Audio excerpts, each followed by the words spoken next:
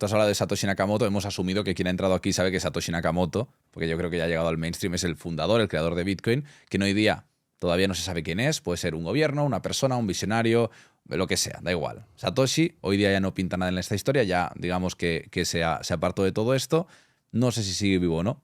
Ahí hay un montón de teorías, también daría para otro podcast. Pero el punto es que mucha gente se pregunta quién es Satoshi Nakamoto, cuando la verdadera pregunta, que es un poco la que nos tendríamos que hacer, es quién es verdaderamente el dueño de Bitcoin. Porque como que asumimos que el dueño es Satoshi cuando Satoshi quizá ya no tiene poder sobre Bitcoin.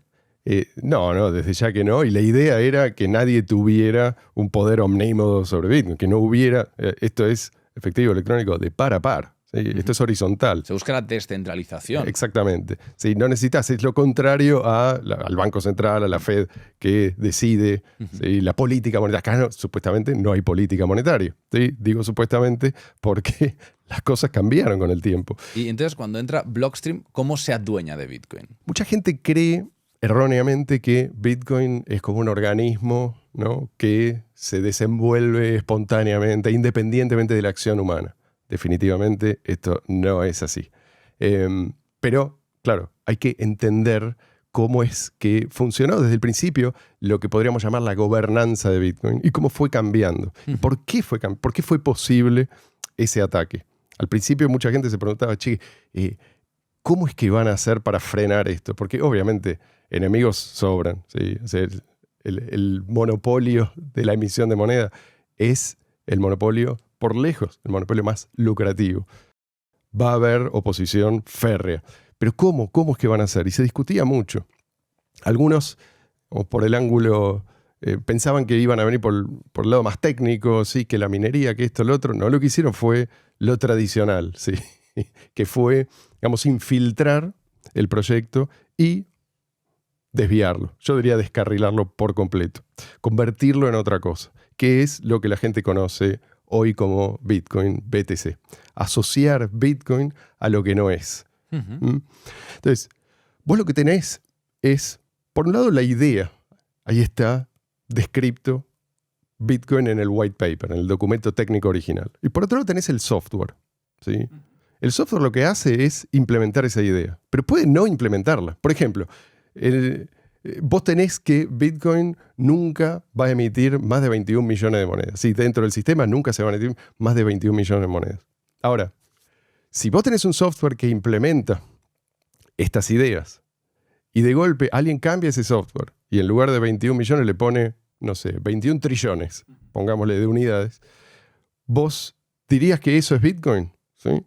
Entonces, no lo es, pero si vos tenés a un solo grupo que controla el software y no tenés implementaciones alternativas, esos tipos pueden hacer literalmente lo que quieran con el software y se va a seguir llamando Bitcoin y va a seguir siendo identificado como BTC en el exchange. ¿Sí?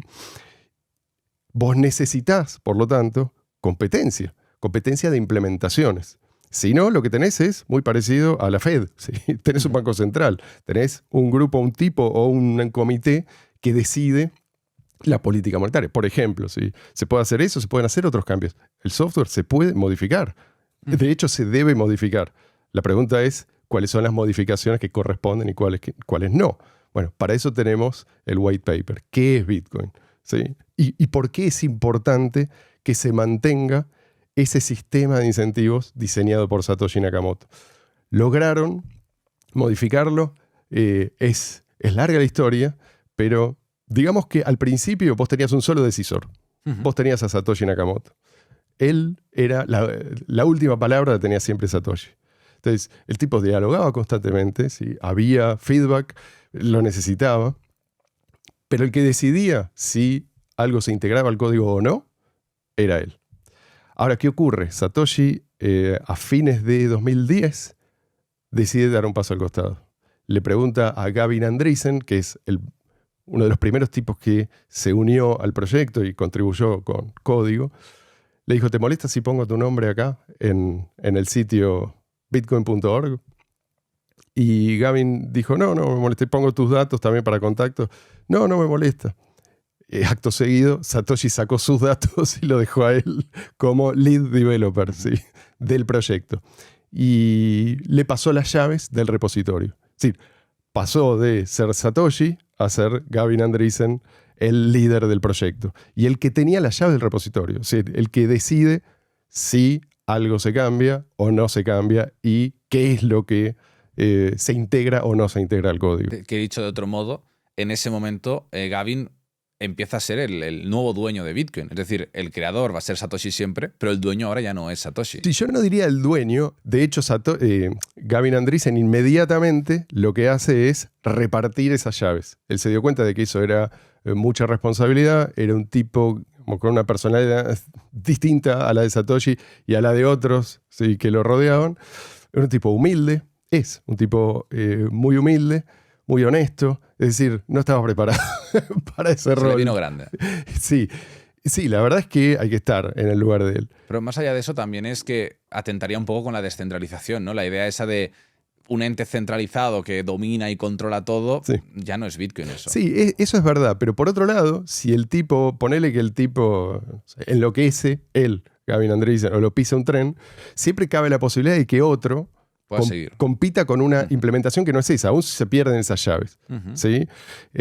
Pero, de todas maneras, él quería abrir el juego y dejó entrar a nuevos desarrolladores, lo cual no fue un problema al principio. Empezó a ser un problema cuando se funda Blockstream y alguno de estos, fundada por estos mismos desarrolladores, ¿sí?, que él había dejado entrar, le había entregado la llave del repositorio, fundan esta compañía supuestamente con la intención de resolver el problema del financiamiento de los desarrolladores, ¿sí?, que es un problema que muchos proyectos de código abierto tienen, ¿sí? Muy lindo esto, pero ¿quién le paga a los desarrolladores? Y bueno, Blockstream llegó al principio sin mostrar los dientes, sin contar realmente cuál era su intención, sin mostrar además cuáles eran, apoyo de quién tenía. Todo esto son cosas que se fueron conociendo después, con el tiempo. Llegaron con este discurso benevolente. Nosotros venimos simplemente a financiar el desarrollo. Pero fue un caballo de Troya. Absolutamente. Y hubo gente que sospechaba de entrada, pero la verdad es que todavía no habían hecho nada muy cuestionable como para decir estos tipos son como la punta de lanza de un ataque. Blockstream lo que hace es básicamente poner en su nómina a los desarrolladores, a los que tienen más influencia. ¿Y por qué? Lo que te van a decir muchos es que no, pero en Bitcoin cualquiera puede contribuir. Sí, pero la cuestión es quién decide si esa contribución que vos haces se incorpora o no. Y sí, es verdad que cualquiera puede contribuir, pero eso no importa, ¿sí? Lo que importa es quién toma las decisiones. Y para hacerte corta la historia, finalmente lo que ocurre a la larga, porque la historia es muy larga, no sé dónde te querés concentrar vos, pero a la larga lo que ocurre es que lo expulsan, le quitan el acceso a Gavin Andresen, a Gavin Andresen, que es la persona en la que Satoshi Nakamoto confió el proyecto, la persona que eligió Satoshi Nakamoto para liderarlo, es expulsada por estos otros desarrolladores que tienen una idea contraria a la de Satoshi. Esto es muy importante señalarlo y por eso es que yo siempre estoy diciéndole a la gente, lean el white paper, lean el documento técnico original y lean las discusiones posteriores que tiene Satoshi. Satoshi era muy claro. Satoshi quería que Bitcoin escalara para el mundo entero y entendía cómo es que Bitcoin podía escalar y lo defendía a muerte. No era simplemente una opinión. No. El tipo lo fundamentaba. Léanlo, es muy interesante. Antes de seguir por ahí, ¿cómo sacan a Gavin del repositorio? Primero, él reparte las llaves y andando el tiempo empieza la división, ¿sí? Porque los desarrolladores comprados por Blockstream quieren llevar el proyecto en otra dirección y Satoshi se opone. Entonces, al principio Satoshi lanza sus propios, digamos, implementaciones alternativas, pero todo esto, no voy a entrar en detalle porque es larga la historia y fueron muchos intentos, pero siempre logran bloquearlo.